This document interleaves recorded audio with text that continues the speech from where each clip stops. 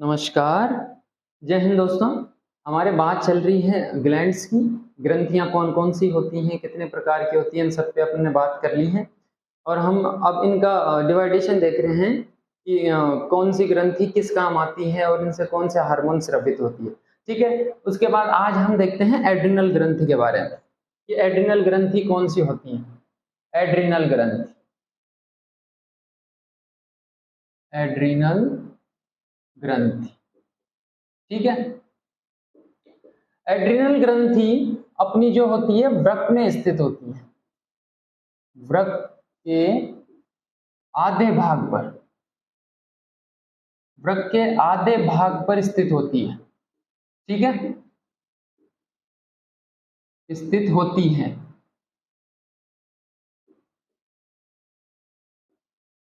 वृक्क के आधे भाग पर स्थित होने के कारण इसे अधिवृक्क भी कहते हैं, जिसलिए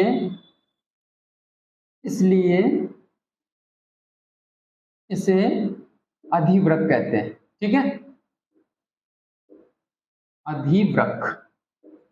उसके बाद और क्या काम करती है ये रक्त दाब को नियंत्रित करती है, रक्त दाब को नियंत्रित करती है, ठीक है। उसके बाद एड्रिनल ग्रंथि से एड्रिनलिन नाम का हार्मोन स्रावित होता है। एड्रिनल ग्रंथि से एड्रिनलिन, एड्रिनलिन या इसे दूसरा नाम एपिनेफ्रीन हार्मोन स्रावित होता है,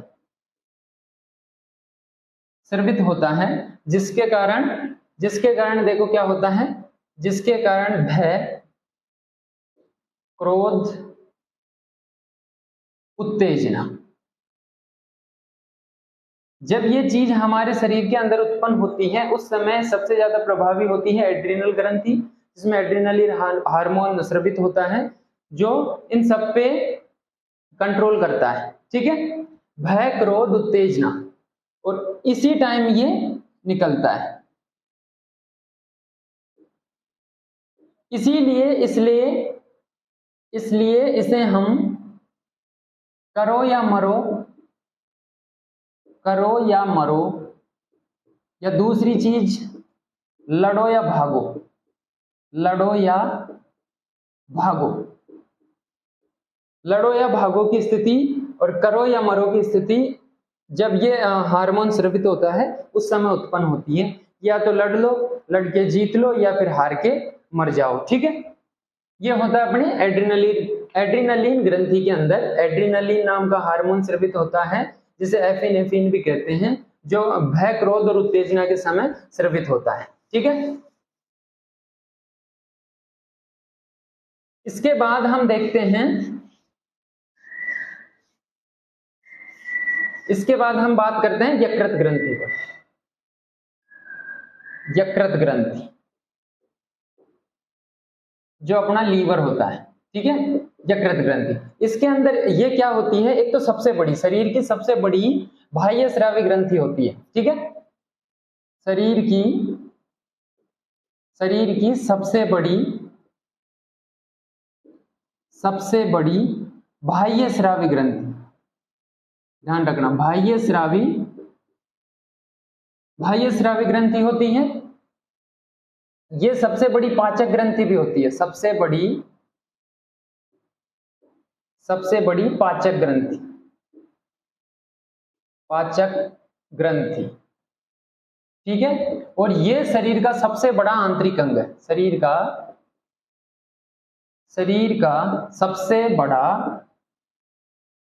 सबसे बड़ा आंतरिक अंग, ठीक है। अगर इसकी अपन लंबाई की बात करें, इसकी वजन की बात करें तो इसका वजन होता है, यकृत का वजन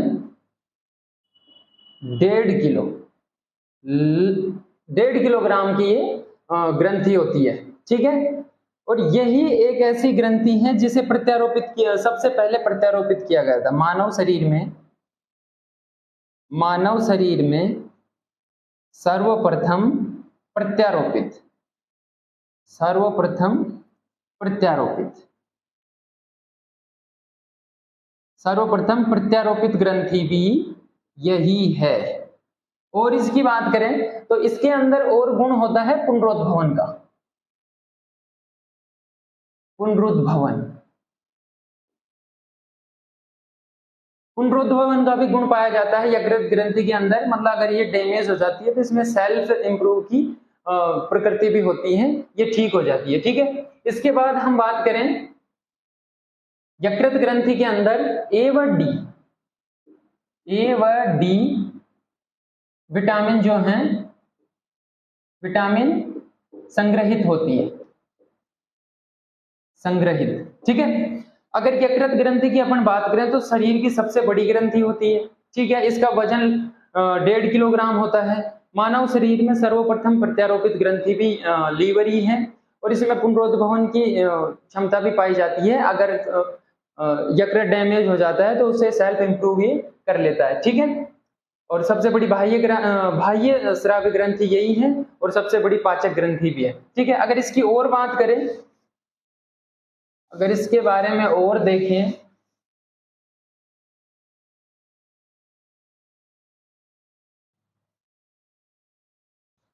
ये रासायनिक प्रयोगशाला कहलाती है क्योंकि ग्लाइकोजन, ग्लाइकोजन का संचय, ग्लाइकोजन का संचय भी यकृत में ही होता है। संचय, संचय भी यकृत में होता है।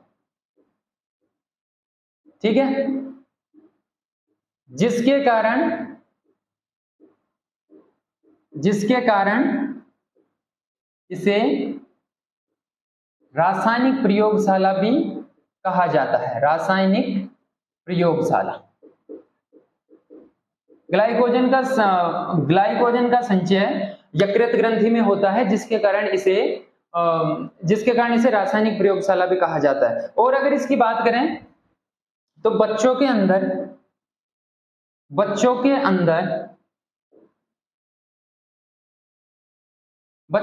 जो रक्त का निर्माण होता है, रक्त का निर्माण भी यकृत में ही होता है।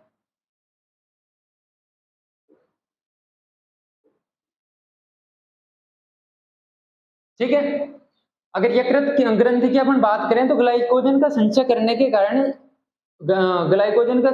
के कारण इसे रासायनिक प्रयोगशाला भी कहा जाता है और बच्चों के अंदर रक्त का निर्माण भी यकृत में होता है। ठीक है,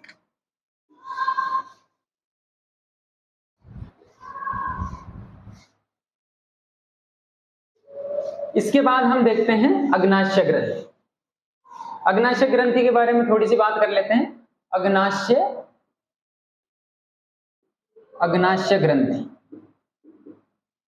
ठीक है, अग्नाशय ग्रंथि में क्या होता है, ये एक मिश्रित ग्रंथि है। अग्नाशय एक मिश्रित ग्रंथि है।